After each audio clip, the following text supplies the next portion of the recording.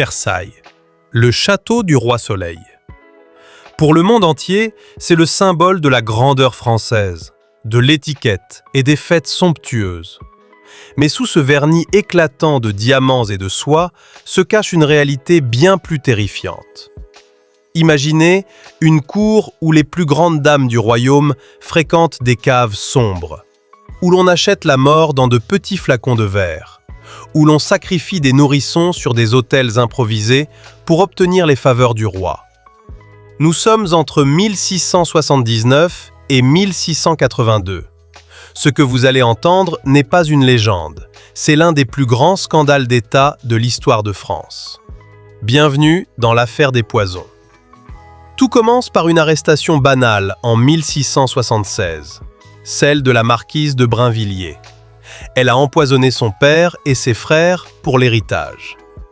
Mais en tirant ce fil, la police de Louis XIV, dirigée par Nicolas de la Reynie, découvre une pelote monstrueuse.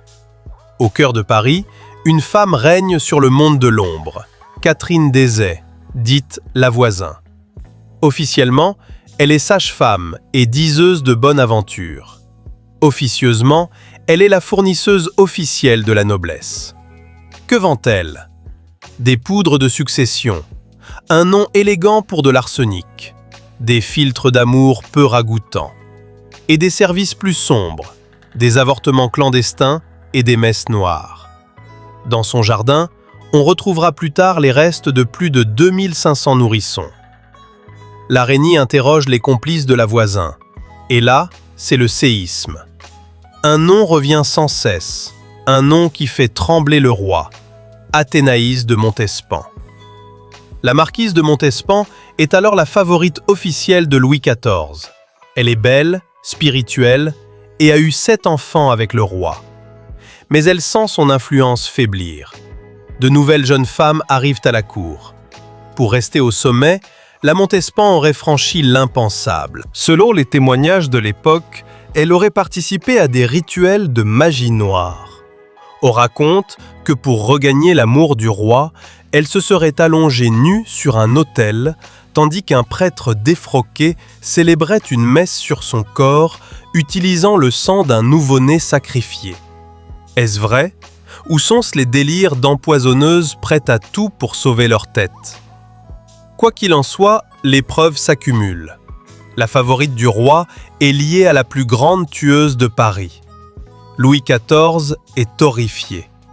Non seulement par l'idée que sa maîtresse soit une criminelle, mais parce que ce scandale peut détruire la légitimité de ses propres enfants.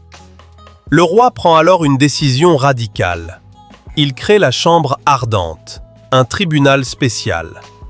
Mais dès que l'enquête s'approche trop près de la marquise de Montespan, il intervient. En 1682, le roi ordonne la fin des travaux du tribunal.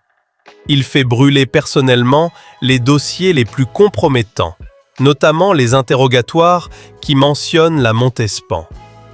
La Voisin est brûlée vive. Mais les nobles impliqués sont simplement enfermés par lettre de cachet, sans procès, pour que leurs secrets meurent avec eux. La marquise de Montespan, elle, ne sera jamais jugée. Mais le roi ne la regardera plus jamais de la même façon. Elle finira ses jours dans la dévotion, hantée par ses démons. L'affaire des poisons reste l'une des zones les plus sombres de la monarchie absolue. Elle nous rappelle qu'à Versailles, le poison n'était pas seulement dans les vers, il était dans les ambitions.